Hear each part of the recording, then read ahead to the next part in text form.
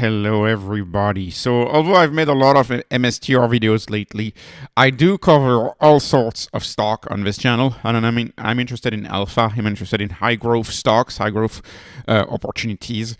And so there's other stocks that I like, obviously. And right now, I want to emphasize 6 stocks really, because I'm going to talk about CorMedix and TGTX as well. 6 stocks that I like right now. Really briefly, if they look good on my spreadsheet, I own all 6 of these stocks. And so let me tell you a little more about them. So, channel favorite is HIMS. HIMS is a top 3 channel favorite, as you know.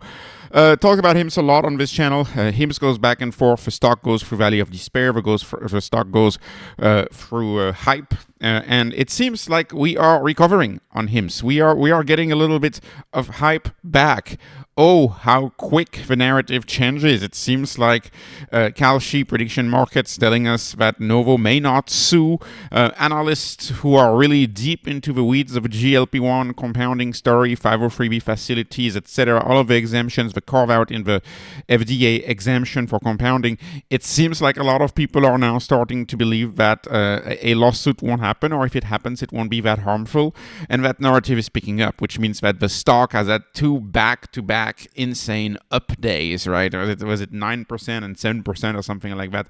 The stock's been up over the past 2 days. It was amazing. And of course, we have rumors of a mid-September launch for testosterone, and maybe we're going to have menopause at the same time. Maybe that's going to be like a hormonal treatment launch, dual launch for both the HIMS and HERS platform. We've seen image leaks. These were leaks from a photo shoot. So the narrative is changing. Less GLP-1 narrative, more HRT narrative, and of course HRT could be a major hit. That is also a very successful product, at least in traditional medicine and trad health, as I call it. And so the narrative is changing, and so the stock is coming back to the 50s.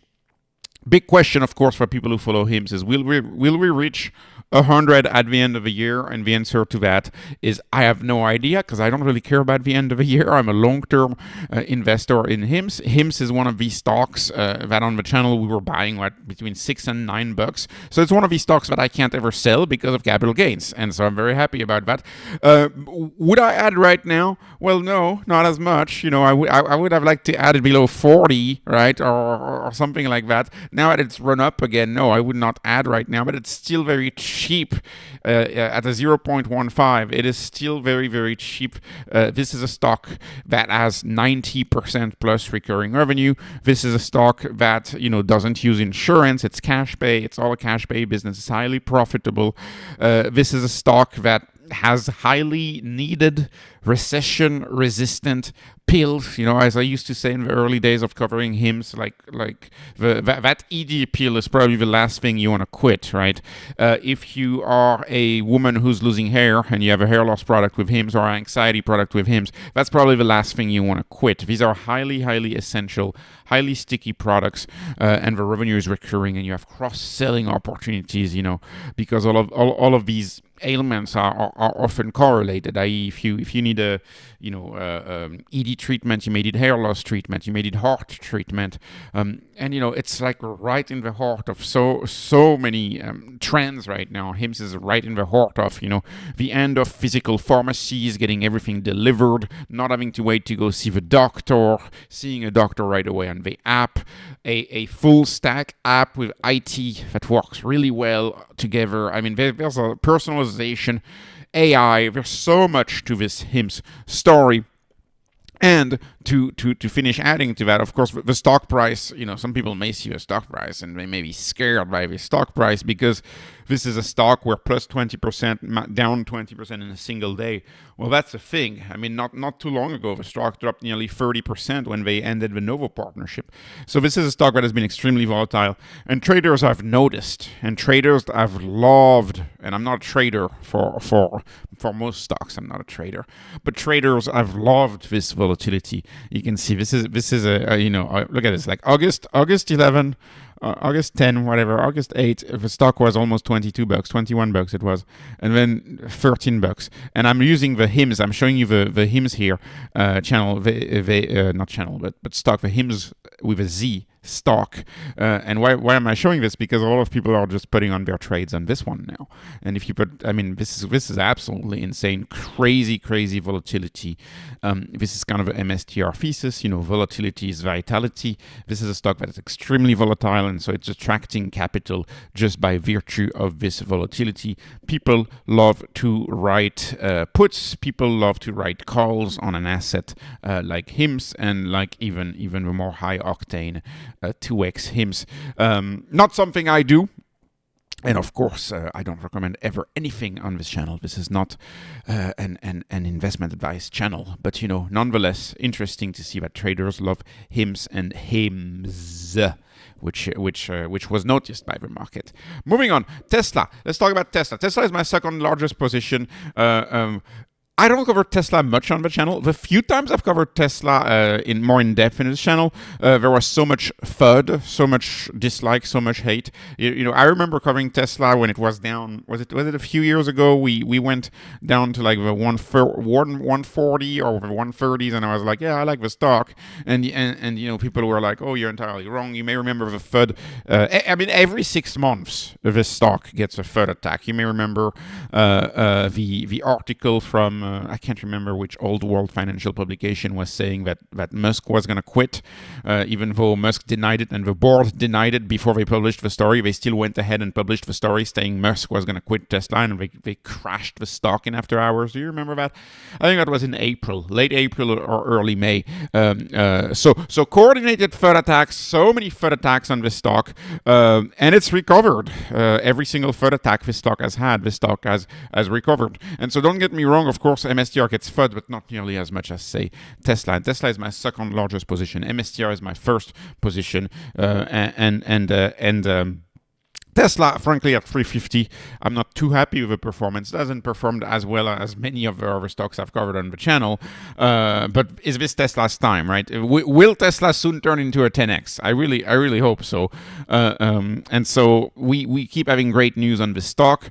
If only we could be safe from these FUD attacks for a little bit and not have them, this stock could run, and it could run higher. Because we had great news recently. We locked in Elon Musk for 10 additional years, and I know the media likes to talk about the $1 trillion compensation plan, but in my view of the world, beyond the 2030s, we're gonna have companies that top companies in the 2030s, will they be between 10 and $20 trillion in market cap?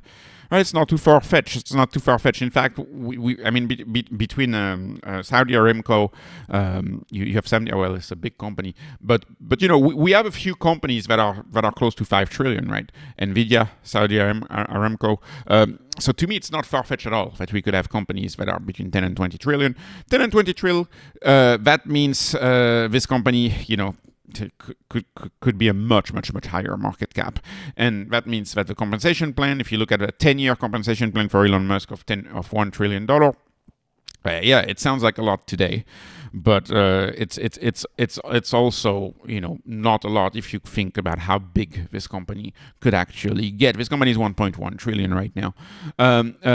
More good things. They're gonna vote on adding some ownership of XAI within Tesla. Again, I don't know if they're gonna vote yes, but I hope so, because if you get XAI exposure within Tesla, that could be a really good thing. 1 million robotaxi soon. That was outlined in the compensation plan. They're rolling out robotaxi. Robotaxi now available to everybody. As you may have seen on X all over, robotaxi is number one in the travel charts on the App Store. So number one is the robotaxi app. And we also saw this Mark Benioff video with a third version of Optimus, and you can see this was stunning. And this, of course, this is not revenue today, but this makes the vision even more real, the vision of embodied AI even more real. Look at that. I mean, that's the third gen, and it looks even more streamlined. I cannot imagine what the future versions of this thing look, and we'll see. Still far-fetched. I still think the valuation doesn't represent this potential working out. If this were to actually be a thing, and if this worked out, this stock is way too cheap. And remember, they changed the vision of the company. They changed the mission of the company. The company now is their mission is to create sustainable abundance. goals. It's not to transition the world to sustainable energy anymore. It is to create sustainable abundance. They changed the mission to include bots. And I also saw this today, so I wanted to point that out. And could that company be Tesla? So this is from Shamat Palihapitiya. Of course, so at some point in the future, the largest utility in America will be the one that has sold tens of millions of households with their ability to generate their electricity, i.e. solar panels, and that uses app and source to tie them all up together and distribute them as a power utility. I think this is the vision of Tesla. At one point, Enphase as well, and I wish Enphase would go back into that vision, but we'll see. Enphase is kind of in a valley of despair of its own right now. Tesla is not in a valley of despair. But to me, this is also the vision that I have, is really our roofs, our power generation machines.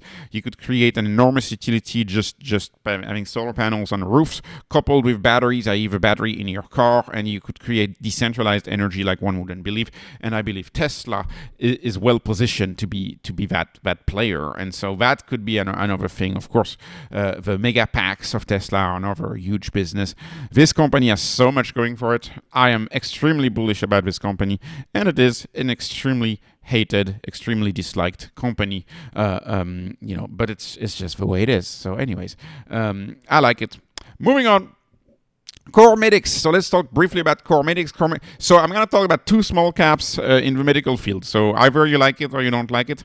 If you don't like small caps in the medical field, please move on, right? I've kind of fell in love with these companies in the medical field. Why? Because they are so cheap. I have never seen companies this cheap. I mean, CorMedix is so cheap. It's tough to understand. Like it's a 0.04 an enterprise value over gross profit or revenue growth. The rule of 40 is a 221, right?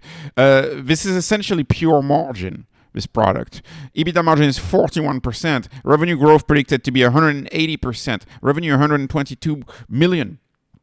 Trailing 12 months. And they are going to grow the revenue like crazy because they just acquired another company called Melinta, which has a lot of, kind of anti-infection products that work with a portfolio of CorMedix.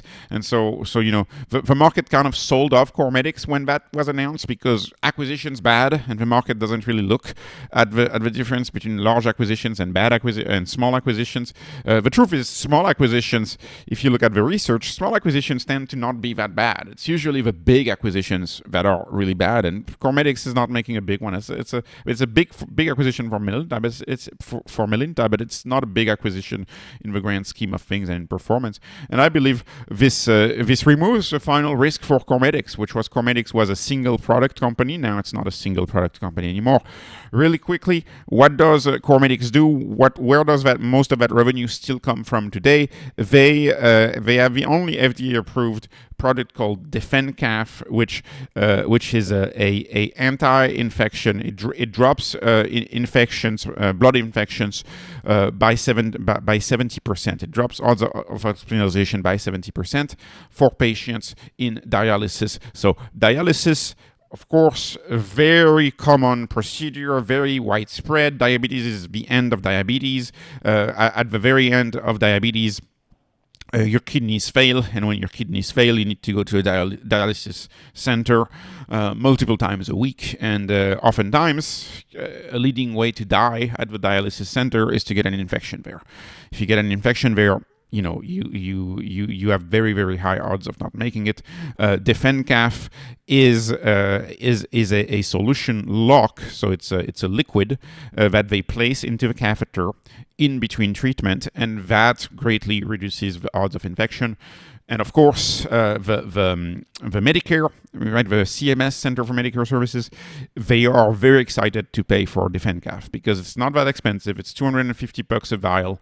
The cost may drop a little more. I know they're in negotiations, so the cost may drop, but by how much are they going to drop it? I'm not too sure. These medical products usually cost money, so the point is it's covered. Insurance, Medicare covers this because infections could cost $80,000, $100,000. reimbursement, right? They could cost much more money. So this is a money saving solution. This is a money saving medication to the healthcare system, which is why I don't think it's at threat compared to a lot of other products that could be at threat to the healthcare system. So this one I don't think is really at threat of losing reimbursement because it is actually saving money.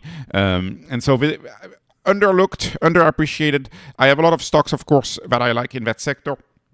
I have them all in my spreadsheet, but a lot of them are uncovered because they're so specific and they don't get a lot of views on YouTube, of course. But nonetheless, I like this one very much. I think this one is very cheap. Another stock in a similar vein that I like a lot that is not as cheap, although I got into this stock when it was cheaper, but it's not as cheap as 0.24.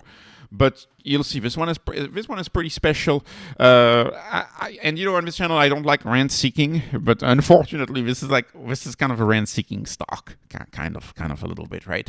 But sometimes you have to understand the environment one operates in, and in their environment, the FDA is kind of a body that enables rent seeking, if you ask me. So this is multiple sclerosis. Multiple sclerosis is a awful, debilitating disease. People have to treat it, and you don't have a choice. And if you don't treat it, it could cost much more money to the insurance because then you end up having crises and you end up going to the hospital for crises. So MS is a big deal, and the FDA has decided that it would only approve 3 treatments for MS. These anti-CD20 treatments for MS. There's only 3 of them that are ever going to be approved, and so the last one that was approved was TGTX. And this one was approved until 2042. 2042.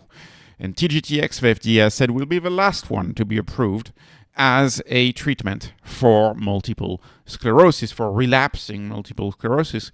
And the first one of these drugs, from what I understand, is not as popular. So you essentially have a duopoly on this, which is Ocrevus and Briumvi. And Briumvi is sort of better because Briumvi is the latest treatment to be approved, so it's got the later advancements in science in it. It's better because it takes less time to administer, and it's also better because it doesn't have a breast cancer risk on the label, from what I understand. The only downside is that it's the newer drug, so it's not established, but TGTX is a very small, lean team. They are selling the product, and the product is picking up steam, and they could have also an extension into myogravus, which is another disease that really could use a treatment. There's a few things here and there, but much of the value prop, of course, is in the rent seeking of this product. This product is gonna keep being reimbursed. It is priced cheaper than the alternative, so I guess not like that, but this is I think 70 or 80K for the treatment, something like that. And it's, I mean, like I said, it's a protected runway until 2042. You have a body that says it's all we're approving until 2042. And so how much cash are they going to make? Right? I mean, how much cash are they going to make? It's pretty crazy. In investor presentation prior, they said, they think the market could be $12 billion could be the total sales for treatments for relapsing MS. Total sales every year in 2030 could be $12 billion. And what if they capture just a third of that? Which, in my view, they're on track to capturing more than a third. But let's assume they only capture a third of that. That's $4 billion in sales by 2030. So you're looking at a company that would 10x their sales in, should I say 4 years? 4.5 years? 10x their sales, 4.5 years. So, and if the price to sales ratio remains the same, this is a company that could 10x. So I love it very much. I love it very much. I think this is a great company. This is looking very good for this one, and the product is really needed, and people like this product very much. So this is TGTX for you. I understand some people find these companies too specific, right? It's so specific, doesn't get the hype, and they often don't get the volatility that say a stock like HIMS or Tesla have, and so a lot of people who do options, for example, would not be interested in these companies because they don't have the volatility. But anyways, anyways, let me talk about another stock that I like, which is REAX. So, REAX, the Real Brokerage is the name of this company. This is my new play on real estate. My beloved Open Door is short squeezing right now. So I should have kept my Open Door shares. I tax loss harvested them. I lost them. In many ways, I wish the tax loss harvesting thing, I wish there was a way that it didn't exist or something, because I would not have sold of Open Door if it were not for tax loss harvesting. But anyways, so I tax loss harvested Open Door, so I missed the entire squeeze. But I used to be very big on Open Door. Open Door, I find way too expensive. I shouldn't say that because I haven't really analyzed it again, but I prefer REAX. Why do I prefer REAX? Because REAX is capital light. It's an asset light business. REAX is disrupting your local mom and pop family broker.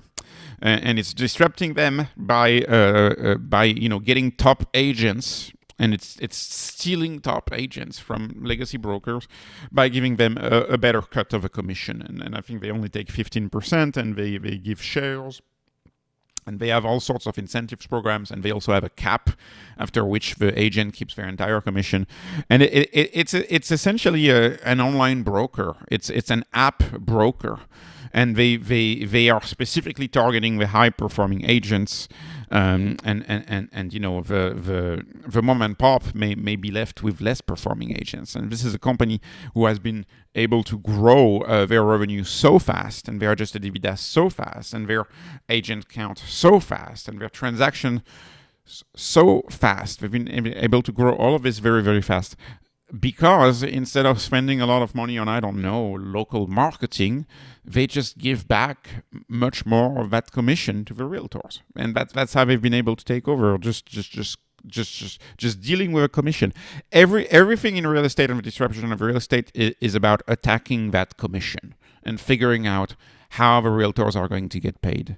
Right, that's kind of a big deal, and of course the realtors can probably be very much competitive, because if the broker takes less of a cut, then the realtor can turn around and maintain their income and say, okay, well, I'll take less of a cut because I use a modern broker like REAX who doesn't charge me as much of a commission, or I'm a high performance realtor, I'm done paying my fees to REAX for the year, and now I can charge whatever I want in commission. So I think they have an interesting business model. I think what is more impressive than the qualitative analysis of this company is the numbers that they've been putting out, despite the fact that if you look at, and this is from Kathy Wood in the Know,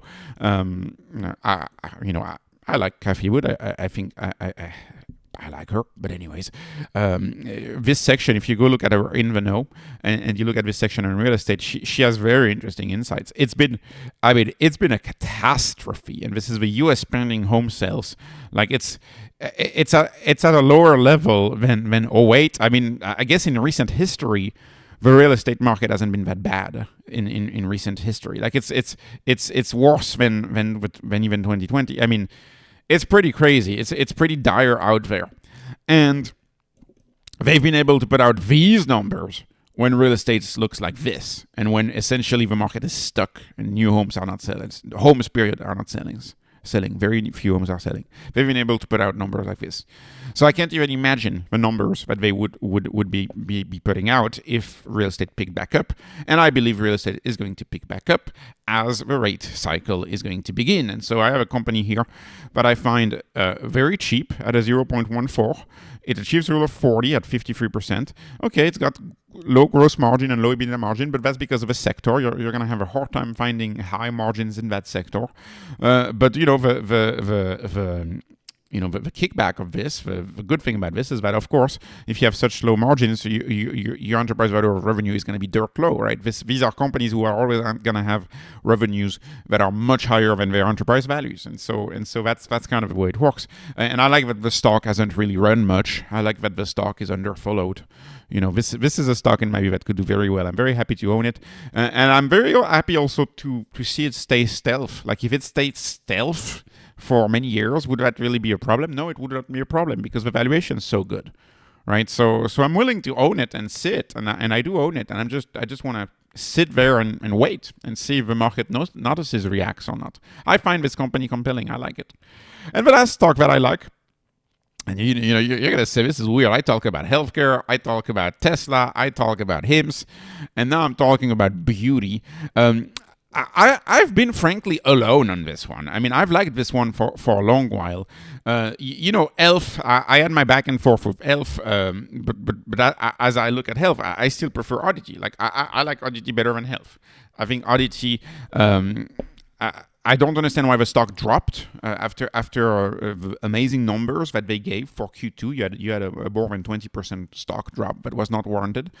Oddity, what does Oddity do? They're direct to consumer beauty company, direct to consumer beauty company, and what they specifically do, they use AI. They sell how do you call this, foundation.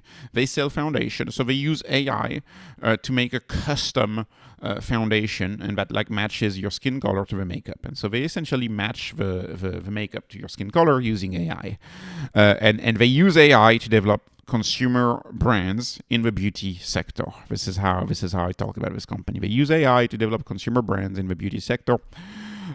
Sector has a lot of similarities with HIMS actually. It's cash pay, of course. There's no such thing as like a makeup insurance for women or anything. It doesn't exist. It's cash pay, and it's highly recurring because women use up these products and then they buy it again and they buy it again and they buy it again, and it's highly recurring. Of course, why is it so recurring? Because once you've gone through the questionnaire, once you've gone through their process, through the app, you got your perfect color. You stick to your color.